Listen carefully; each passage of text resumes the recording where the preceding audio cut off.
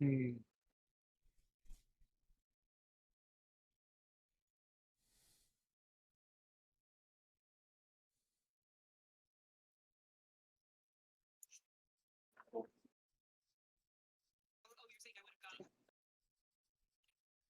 All right, we should be on air. Yep, there's that.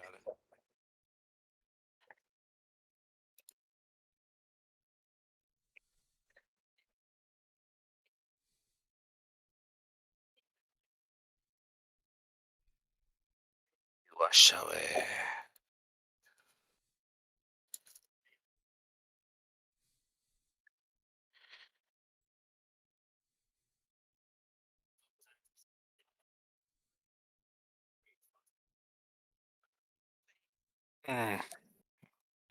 Sorry, I still have Whimside open, so the bottom chunk of my screen is occupied. Okay, Petty. I hear myself, Petty and Adam.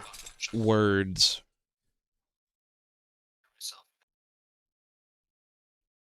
Adam. Can you hear me? Now we can. It's weird. Yes, I can hear you. Good. Yes. Alrighty. So that means everything is functional. That would be correct. Excellent. Are we ready to begin then? I think we are. Excellent. Sounds. Alrighty then. We shall begin in 5, 4, 3, 2, 1.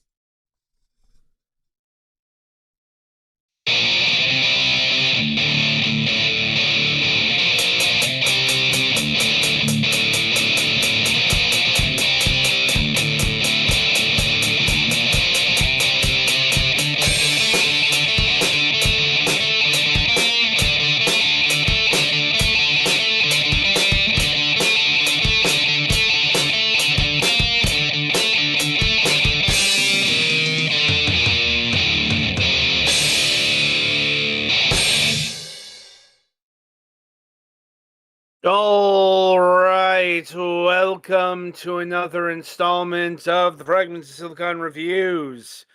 Petty fan eye update. It's still bad. It's still blurry.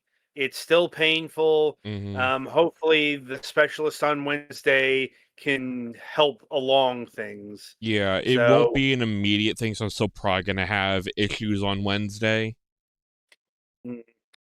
But hopefully by next review, at least, things are good enough for me to, do things.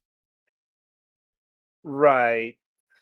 Well, the issue is you like your eye, your cornea tear needs to be healed so that you can get the drops that will numb the pain.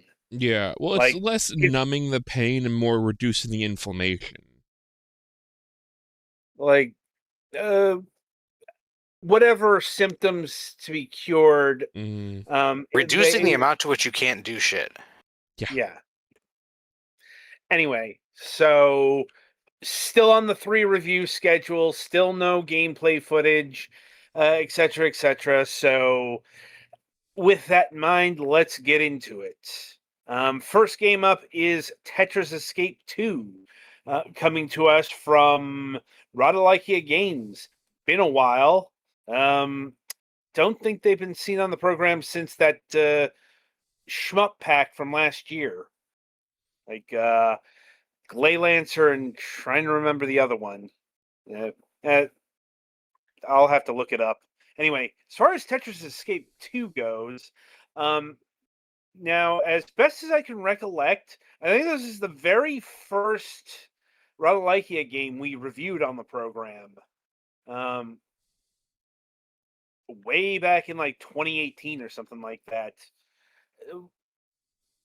Look, I'm kind of amazed I remember even that, given how many Ratalaika titles we've covered over the course of 7-8 years. Also, with the nature of Ratalaikia's titles, they tend to be pretty forgettable. Hint, that's some not so obvious. That's some obvious foreshadowing. Um, but before that, if you're not familiar with Tetris Escape, um, it's a puzzle platformer. Um, taking tetras, you might call them tetraminos, tetraminos. There's a couple different pronunciations of that word, but I think that's also like a registered trademark to the Tetris company. I believe one Them, of those is, them yeah. things what are made out of 4 adjacent squares. Yeah, also called tetrads back in the day. Once again, here they're called tetras, and they're living beings. And your job is to get the tetras to the goal. And you have to do that by figuring out their shapes, because they can transform into Tetris blocks. And as far as I could tell, the classic Tetris blocks. None of that weird variant shit that you might get. Well, the classic Tetris blocks are the sum total of what you can do with 4 squares. It's just there are some variations of Tetris that don't stick to 4. Right. Well, and there This are one, some that have them connected by corners as well, which, I mean, technically legal, but go fuck yourself. Yeah. My point is none of that garbage here. Classic Z blocks, L blocks, Mr. Straight Line, T blocks, and the square. So the gang's all here, and you use them in the context of a puzzle platformer, i.e., like if you've got a left-facing Z block, you have to figure out how to use that as a platform, possibly in conjunction with like a T block, in order to make some stairs to get to the goal. But of course, that's the basic objective. The trying to think of the word here. Like the ultimate goal. I mean, that might make it sound a bit more important, but the extra special objective on top of completing a level is getting 3 gold stars and the trophy.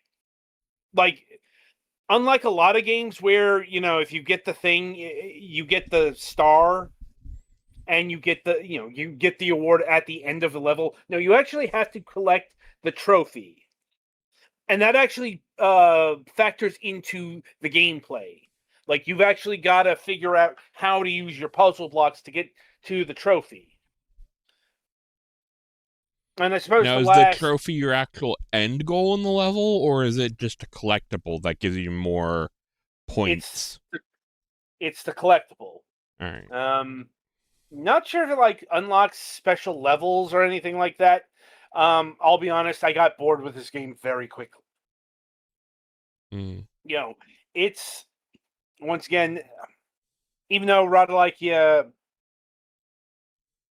they probably funded this, but they don't have like internal development teams. They publish stuff from other studios. Like, this game comes to us from ABX Game Studio. But Ratalaika has a type. They like functional and bland. And dear God, is this game that as well. Like, utilitarian comes to mind here. Like, everything's good mechanically, like it all works. I made the joke in the, I guess, pre-show of Ratalaika games usually aren't bad. They're more of the, we have food at home when you're asking for McDonald's.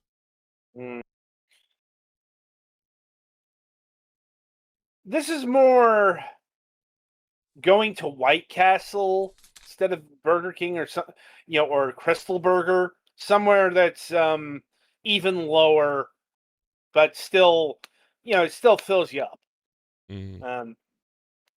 Because honestly, the food I eat at home is usually better than McDonald's.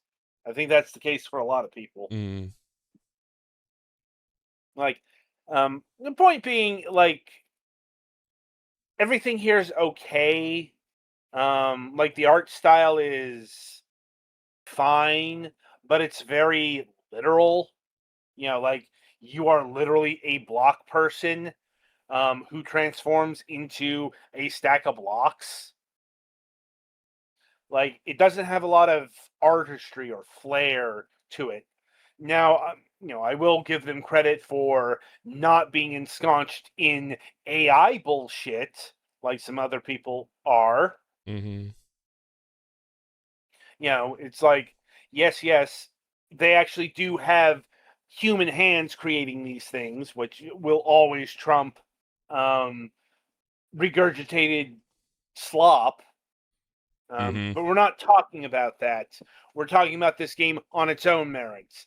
And I'm not sure how many ways I can describe it works, but it's completely forgettable.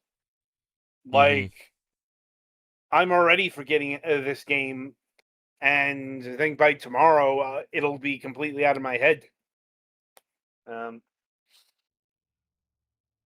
That's really all I got. Mm. I mean, you do get a lot of levels, 64 new levels, and 16 from the first Tetris Escape are included. So So basically, if you get this, there's no reason to get the first game. not necessarily. They said 16, but that's not every level from Mm. the first Tetris Escape. That is key there. Fair. I'm like, though, like apparently the big gameplay inclusions this time around are teleportation, ghost blocks, which seems like standard sequel escalation things. Mm-hmm. And apparently the Tetra selection was smoothed over for number 2 here. Like I said, it's been so long, and these games are so forgettable that I couldn't tell you, and I couldn't be arsed to boot up the first Tetris Escape. Like these games are, once again, they're okay, but you can get so many other puzzle games or puzzle platformers. I suppose another thing that this game has going for it is it's fairly cheap. Um, Pretty standard Ratalaika pricing, $5. Like that seems to be their standard pricing. Not everything clocks in at that price, but more often than not, if it's a Ratalaika title, it's probably going to be $5 and an easy platinum on PlayStation. And I think that's about it. Mm-hmm. I mean, is it worth $5? Sure, I guess. Like, it's one of those titles where I have no strong feeling about it, other than yeah, this didn't make me angry. This didn't make me feel ripped off. It did the basic bare minimum, and that is really the thesis statement of Ratalaika game reviews more often than not. Right. So anything else on Tetris Escape 2 here? Think I'm good. I'm satisfied. All right then. So that'll about do it for this game. Be sure to tune in after the break as the Gallix reviews Whimside.